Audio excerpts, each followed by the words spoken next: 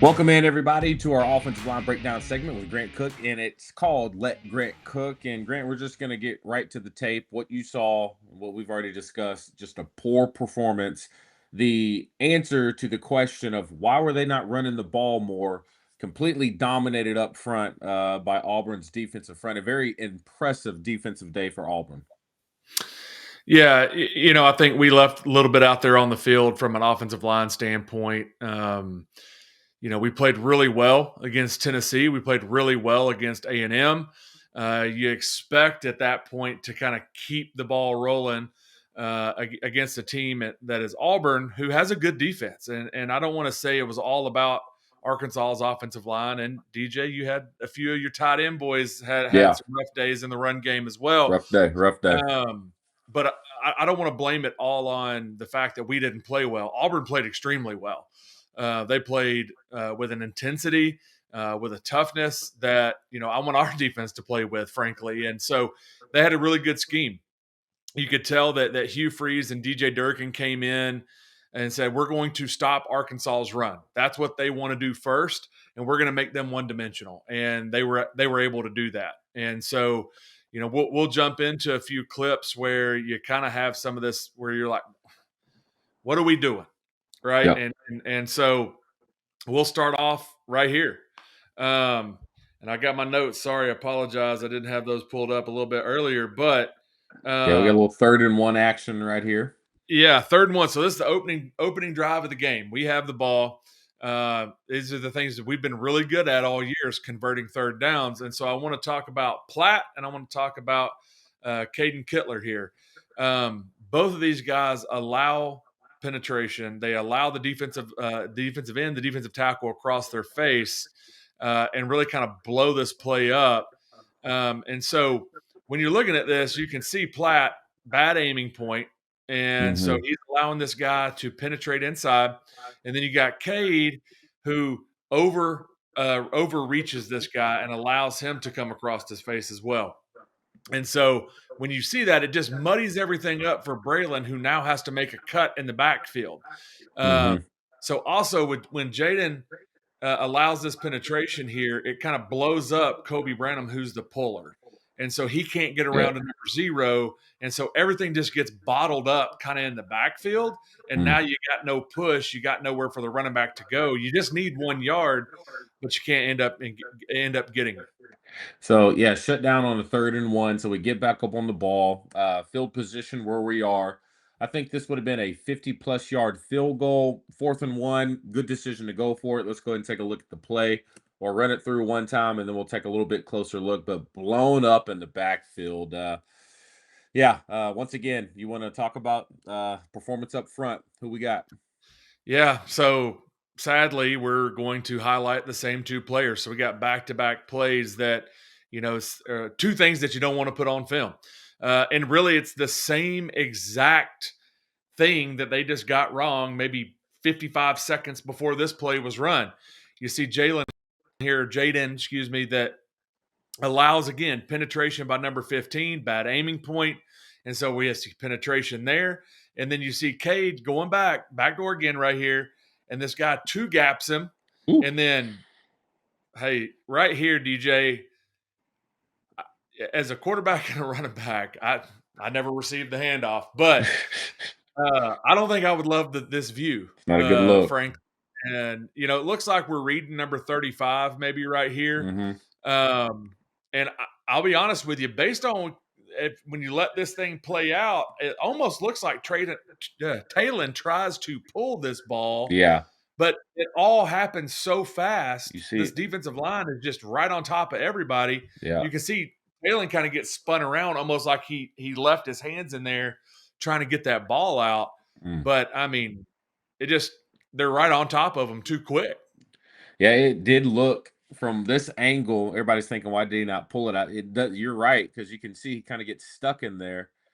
But you can tell as soon as Mike sees this right in front of his face, there's a good potential that he just clamped down on it. I mean, I don't know. It's just bad up front, too much penetration. And we're gonna say this. I thought we saw the best defensive front we're gonna see. Based off what you've seen on tape, do you think their front four was better than Texas A&M's front four? I don't know about talent wise, but I will say this: they probably had 5 or 6 guys that they rotated in and out, and they played hard. Yeah. I mean, they played extremely hard, and you could see. I mean, number 35. I looked him up when I went in the game. And when he came on the field, I thought, "Oh my word, that is the biggest man I've seen." He's like 6'4", 370. Whew. But where we talked about last week, Ian Giffard, you can tell when he gets tired, he just kind of lays his body on top of people. This guy was Mhm. not doing that. I mean, he's fighting with his hands, he's pushing, he's trying to make plays. You could see him when in that freeze frame that you just had up. I mean, he's flying downhill. Yep. He's coming to make a play. Um, def- are they talented? No, but I think they played harder than Texas A&M's defensive front did, Yep. and that All makes right. a difference. Let's keep this thing rolling. Turnover. Yeah, hate that on a 4th and 1. But once again, you did say there are a couple things that we're going to highlight. There was some good on tape. There was, and so these are some of the things we've talked about all year. When we have a blitz scenario, when you can see it's, I mean, this was what we would call maybe like blitz zero.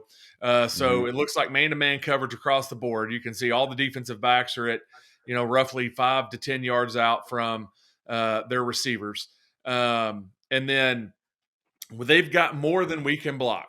So there's 6 guys walked up here, and they decide in this scenario to bring them all. And so we get into a full line slide protection, and where we've let some guys loose up the middle in prior games, and we've always said, man, we got to let that outside guy loose. He's the furthest away from the ball. Well, we get it right this time, and you can Yep. see, from a protection standpoint, this play is successful. That guy does not hit home. Now he's close, but Talon understands, hey, this guy's coming free. We cannot block him, and so he lets the ball out on time, accounting for that guy. Yeah. Wish we were a little bit better with the throw right there. But let's go ahead and move forward. Once again, we're going to take a look at just some talented dudes that they had up front. We had a very hard day with 97 up front, Grant. Yeah, I mean, he was a player, and you can tell he's super active with his hands, very active shedding blocks. And I was really impressed going back on and watching the film with him specifically, but really their whole defense just flew around Mhm. and tried to make plays, and they kept him in the game. Let's go ahead and press play right here. I mean, whew, dude's real deal, man. Uh, Oh yeah, yeah. I'll run that back one We've more got a time better so you can look at take a it here look. in just a Yeah, little I'll run bit. back one more time. Take a little closer look at him. Cade tries to get him. I mean, just big boys him right there. Moves him out the way. Yeah, And now we yeah. And again, you can see we're making a cut before we get to the line of scrimmage. That's not something we've seen a whole lot from this offense all year. Most of the time, Mike Washington's into the second level and making somebody miss. yeah. Um, the other thing I wanted to point out was Platt again here. He let a guy go, but I need more out of him right here Yeah. because there's still an opportunity for this play to be successful if he picks this guy up. So once again, we'll play the imagination game that we've played a couple of times. Mhm. If he gets in this guy's way, I don't even think he's got to block him or pancake him. Just gets in his way and lets Mike cut off of him. Mm. There's some green grass out there. I mean, The next closest guy's in the middle of the field. the fact that Mike got out of this situation in the first place is impressive, you know? Correct. So you hate to see that happen when you get that type of effort to try to get that block. Got to be better than that. Got to be much better than that. I know we've talked about our tight ends are moving in the right direction. You know, Rohan had a good day in the air, over 100 yards, I believe, against Auburn. But it's these little things that show up. You got to be a balanced offense. And, me being a former tight end, you have to be very effective in the run blocking game just as much as being a pass catching tight end. Got to do better in these situations for sure. It's hurting your team. All right, this is a closer look at that same Yeah. clip right here. I mean, just, whew, that's impressive. Yeah, I mean, he read and reacted right there. And I mean, it kind of two gaps, Caden. I also want to talk about number 47, the pad level he's playing with. I mean, he's shedding this block and he's trying to get in the action as well. And so if you're Mike Washington, this almost seems like a no win scenario. But again, to your point, he makes it out of the backfield Mhm. and makes something out of nothing. But man, they flew around all day, honestly. Um, here's a now. So we talked about this play too. So we froze it right here because you wanted to talk about how you feel like we're starting to get scouted up. So earlier in this game, we saw them in a zero cover blitz, and they showed us this exact same look, and they brought everyone. How often do you think coordinators do that? And then they said, okay, so how are they going to block it this week? And so then later on, a couple plays later, show them the same look, but at least now we may anticipate what they're trying to do. Yeah, I mean, I think that's their whole job is to look at the film and say, all right, what if we do this, we have a similar package, blitz package to Tennessee or to A&M or whomever. How did they check? What did they do to try to pick this thing up? And what can we do to tweak it just enough where it creates a problem for them? And so, to your point, similar blitz zero look. You got four defensive backs here. So the one that's on the little Walmart symbol down there is going to have the tight end in protection or in man. And then they've got 7 up on the offensive line or the line of scrimmage, rather. So one of those people is responsible for Talon. The other one is responsible for Mike Washington. And then you've got 5 other guys that we could pick up as an offensive line. And so what we did here is we got into almost like a full line slide protection again, which is Mhm. what you would want to see. We have to assume that all 7 of those guys are going to come in a pass rush. And so we've got 7 for 7 Mhm. at this point. We can pick them all up. But what they end up doing is bailing a few of them out, and then they run what I call a little TT stunt. So a tackle, defensive tackle stunt. And they ended up almost sending 2 guys through the same gap. And so Mm. when you look at this, Branham is supposed to have the B gap, so the gap between he and Marion Harris. Yep. He comes back inside and tries to give a little bit of help, but he is ultimately responsible for that gap. So when you send 2 people through one gap, you overload what they're able to do. So you'll see it right here. Number 97 is the penetrator. So he Yep. comes in and hits Kate in the hip, and then the other defensive lineman, maybe number 15, is the looper. So Branham sees it and he punches him off, but there's too much penetration. They kind of all end up in that wadded up in that one gap. And so we had 7 guys in protection. I'll say 6 because the tight end does end up releasing here. He's Yep. kind of if my guy blitzes, I pick him up. If he doesn't, then I go out into my route. But they end up blitzing 3, and then the spy right here is ends up making a sack. So we had 6 guys in protection, 3 rushers, 1 spy, and we have a negative play. Those types of things we've got to be able to work through. And you see Carmona, he tries to kind of get into the mix here Mhm. and bail it all out. And he does to a certain degree because Talon ends up rolling out and kind of scrambling. But we're getting scouted up. So they know they're baiting us into certain protections and betting that Talon's going to move into that protection, and then they've got a ace up their sleeve when Yep.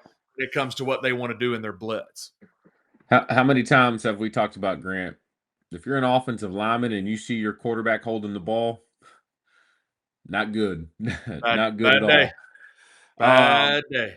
I will say this, it ended up being a, penalty for a unnecessary roughness. I'm not sure what it was, but I don't condone plays that end up in penalties and negative yardage against Arkansas, but I still love the just pure dirtiness and nastiness of Carmona. When we got that pick 6, did you not see him turn around and just get a guy real quick, caught him slipping?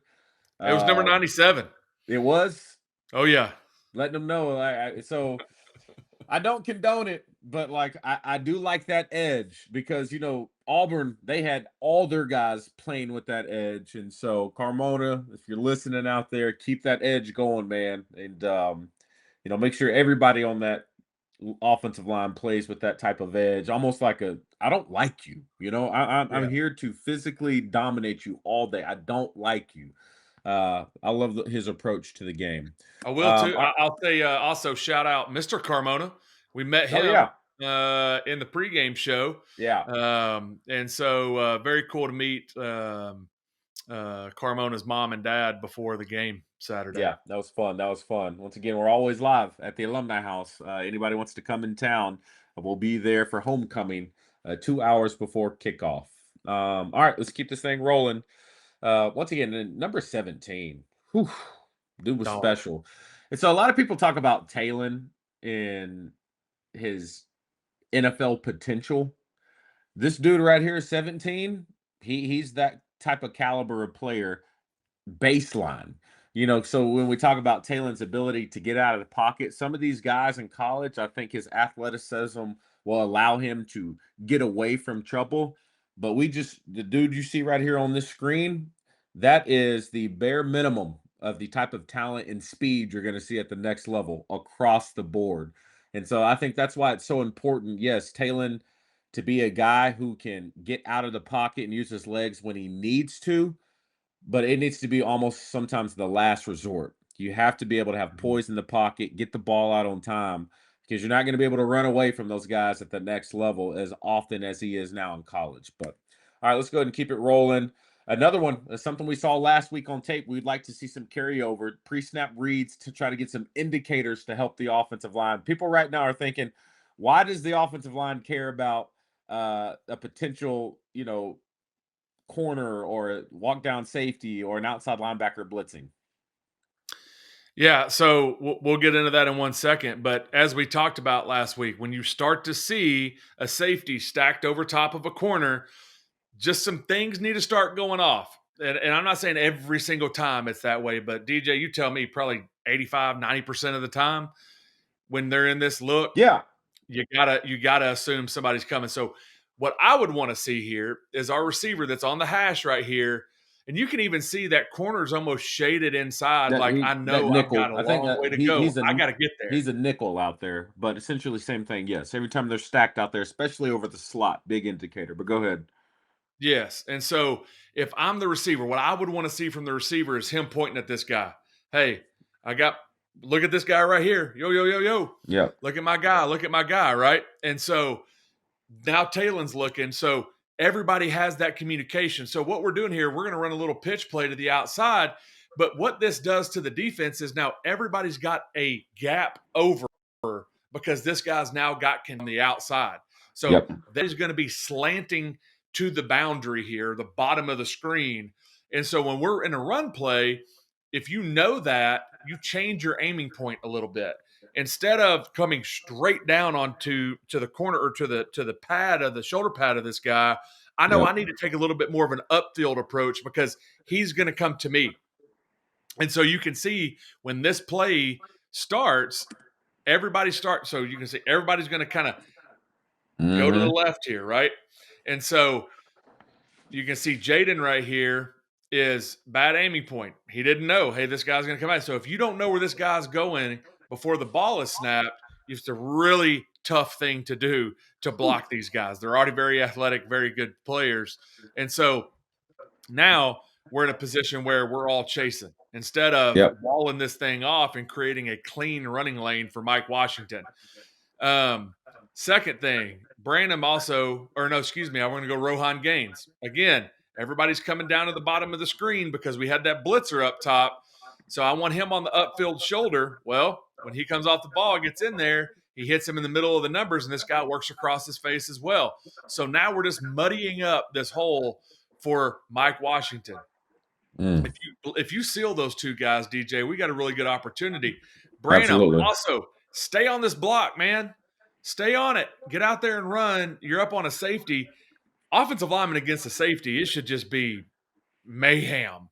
Yeah. Like if you watch NFL games and anytime an offensive lineman gets his hand on a defensive back, Oh it is a man. highlight reel.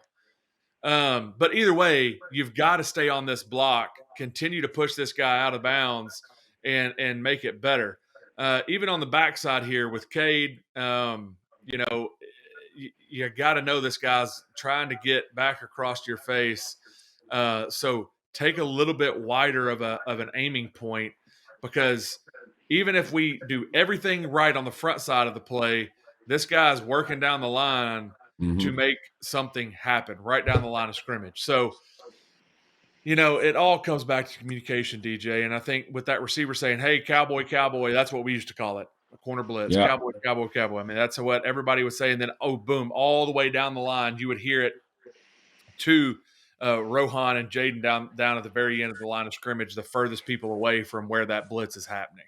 Yeah, I mean, it's just if a defense can get a tip, any type of indicator of what they think is coming, and they're able to react a little bit faster, that split second makes all the difference in the world. The same thing goes for the offense. If I'm out there and just based off a pre-snap read, if I have something telling me where this guy is going, it makes all the difference in the world. I mean, it's crazy. It's the difference between a 3-yard gain, maybe, or a 40-yard gain. Just Yeah, that type of intelligence before the ball, or that information that is before the ball is snapped, just so you can get to your point a little bit faster. Because these running backs are so talented, they don't need much to no. make something happen. So I'm really glad you picked out that play. Of why the offensive lineman should also be aware of what's going on in the secondary as well. All right, let's go ahead and keep it moving. Another situation right here. Ki- Kittler didn't have the best day at center. He didn't. He didn't have his best day, and it happens. I mean, I know that probably will piss some people off. We'll hear it in the comments, and but it does. I mean, sometimes you just don't have your best day out there on the field, and unfortunately, this one was one of them for him. But on this play, so we got a little zone read, something we love as an offense. Mhm. And it looks like he may has a shade on him. I can't really tell from this angle. When I say a shade, he's got a defensive lineman that's on his shoulder. But based on the way it's blocked, it looks like he knows that Branham is taking this thing over. And so I he has responsibility for the linebacker that you can see kind of at the top of that red line. Mhm. He comes off the ball, you can see him hesitate right here just for a second. And man, that's all these guys need to be able to go make a play. And so, what I want to say is go now. Go now. Let's get up there and get to that linebacker, especially if you know this guy is going to be blocked by Branham. You're not even worried about him. But even if you can't block him the way you want to, stay on the block and run this guy by. You just said it, DJ. Are the guys that carry the ball for us, whether it's Talon, whether it's Mike Wash, whether it's Braylon, whomever it is, they don't need much of a crease to make a very, very positive play happen. And Mhm. so when you're seeing this, get on his shoulder and take him wherever he wants to go faster than he wants to get there, and let whoever ends up getting this ball make a cut off of you. But instead, we kind of let it go, and all of a sudden, you can see. Once again, let's play the imagination game. It's my favorite game to play as an offensive line. Kind of like if you like golf, right? Yeah. You hit the one ball and you're like, golly, you drop another one, you hit one like 3 feet from the hole, and you're like, golly, that's the second guy's always a better golfer. But I'll Yeah. tell you this, the second offensive lineman's always a better one too. So let's play an imagination game. Let's say that Cade is pushing this guy into Marion Harris right now, or he just got up quick, bam, locks him up. That guy right there doesn't exist. Wow. That's I mean, a look at big that. play right there. I think That Taylor probably scores this. that's the lane right there. That's it. I mean, yeah, you draw a line right there. Yeah, boom. I Wow. mean, and the 5 yard line, he's lost the safety up here. He don't know where he's going. He's going left. He's going right. He almost tried to tackle Braylon. Um, but if we can get that front side linebacker blocked, that would have Wow. been a really really pretty play. Oh, look who it is. 17. I mean, hey, and dude's a good ball player, and he's tough, but you're right. I mean, Grant, those little things, and Coach Petrino said in his press conference how mental mistakes, aiming points, he was very, very disappointed with the offense performance. He said up front, it's just when it comes to the rushing game, we're highlighting small things that make the biggest difference in the world. I mean, just imagine he gets up on there, pushes him by a little bit more than what he wants to, just like you said. We'd be up 28-16, but we end up settling for a field goal in the third quarter. The only points we scored in the second half. Wow, that's tough. We got another one here. We end with something good. Even in these situations, Grant, there's still good stuff to talk about. There is, and so we talked a lot about Corey Robinson in the offseason, and we've talked about him leading into the season, and watched him quite a bit this year, every game. And I continue to be impressed with his pass blocking capabilities. He is really, really good in pass protection, and this play highlights it. This is number 15, which is kind of their guy from a defensive perspective when it comes to the pass rush and defensive end. And I mean, Nice. completely locks him down over there on an island. To me, that is some Sunday-esque pass protection right there. I mean, that's what you want to see out of your left tackle. You want to erase the defense from that side of the ball. Now, have we pointed Corey out in some negative ways? Absolutely, we have. But in a little bit of an unfair scenario, I mean, we watch these and critique everything down to there. But when we see something that is really amazing, I'm going to point it out. That probably looks just like a mundane, oh yeah, he just blocked this guy. That's what he's Hmm. supposed to do, play. When you have that much space with the athletes that we just got done talking about, we just got done Hmm. running through all the film on, that Yep. is a very impressive play. And it's 3rd and 8, so you know what you're getting. You're getting a full out pass rush. He's not worried about anything. No, absolutely not. Yeah, impressive, impressive, impressive. Um, okay, that's all we got for you on that. But once again, I just tough, tough, tough, tough, tough, tough game. Bounce back wise, Grant. Um, this still isn't a team that I see, especially up front in a unit offensive line. I don't see them saying, "All right, y'all, it's whatever. Odds are stacked against us." I believe this team will respond. This unit will, at least. Yeah, I think they will. I have no doubts. I think the whole team will. And I mean, Coach Petrino kind of broke it down, going to a deeper level. These guys are going to have three options at the end of the year. They can stay here at Arkansas. Either way, whether that's the coaching staff that's still here, who's going to be the head coach, no one knows, whatever. If a new staff comes in, the first thing they're going to do is pop the film on from all of Arkansas's games the past year and look at who performed. So you want to put good tape out there for that. Second option, you can transfer. But guess what all those coaches are going to do? They're going to pop the film on and see who performed. So you want to put good film out there if you want to transfer. Third thing is the NFL. They're definitely going to watch the film. Yeah. They're definitely going to break you down in every way, shape, or form, physically, mentally, emotionally, all of it. And so you want to put good film out there for those guys if that's what you want to do at the end of this year. So there's a lot still to play for. We talked about it in the post game show, jokingly a little bit, because we do have some tough games left on the slate. But there's 4 games left. We've won 2. You got to win 6 to go be bowl eligible. So why not let it all hang out every single week to see if you can go win a bowl game or go into a bowl game rather. Yeah. And this group up front is going to be a major caveat to whether that happens or not.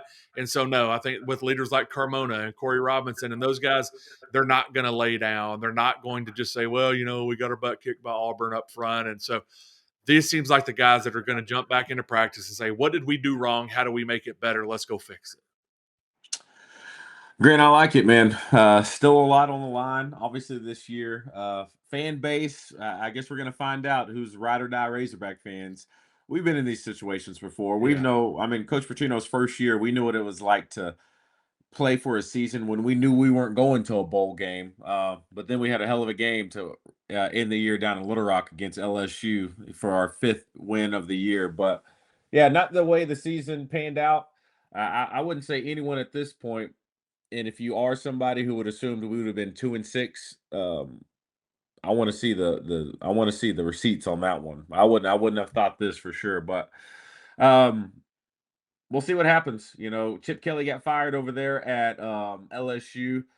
I promise you, Hugh Freeze. Did you not see after the game his wife and everybody they ran on big hugs? That was a like, whew. You bought us another week, boo. You bought us another week. We'll see how it goes. But once again, yeah, well, go ahead. Yeah, well, no, I mean, you're so right. Like, I Yeah. mean, he may not got back on the plane after that game if we beat them. But yeah, I mean, the Chip Kelly stuff just broke maybe an hour ago, right before we jumped on here to knock this out, and so it's another. I mean, that's another job that I'm Arkansas fan, so I think it's the best job in the world, but Yep. if you talk about nationally and everybody else's opinion, that LSU job is another job that you would slate above Arkansas and all the open jobs out there now. So this whole coaching carousel deal is going to become very interesting once everything opens up at the end of the year. Florida State is also they're talking about, is Norvell the guy out there still? And so there's a bunch of jobs that I think you would probably, if you ranked them all the jobs open from top to bottom, there's several that would be above Arkansas right now. So who do you end up with? I'm gonna say That's so, like a whole nother yeah. video, Hey, but I'm thinking through I that. may say something, this may be completely out of pocket, okay? And people may say, "What are you talking about, DJ?" But are we maybe a little naive in thinking that do you think any of these athletic directors are looking at the brilliance of Coach Petrino and maybe even entertaining him as a possible candidate for a job with all these openings opening? I mean, I don't think so. Um, you know, but we've talked about it like tongue in cheek. But I think Coach Petrino is going to have to get if he's going to be a head coach, he's going to have to get somebody on the defensive side of the ball, Yep. like Hugh Freeze has done with DJ Durkin, like Lane Kiffin has done at Ole Miss with the guy's name's escaping me, but those coaches have essentially turned the defensive side of the ball over. They said, "Hey, look, I'm an offense guy. I'm going to go run it, and we're going to make it happen." I need you to coach this defense up. But can Coach Petrino, I'll say, get out of his own way and make that decision Mhm. of letting somebody take the defense over and him not having his footprint or his fingerprint rather on that?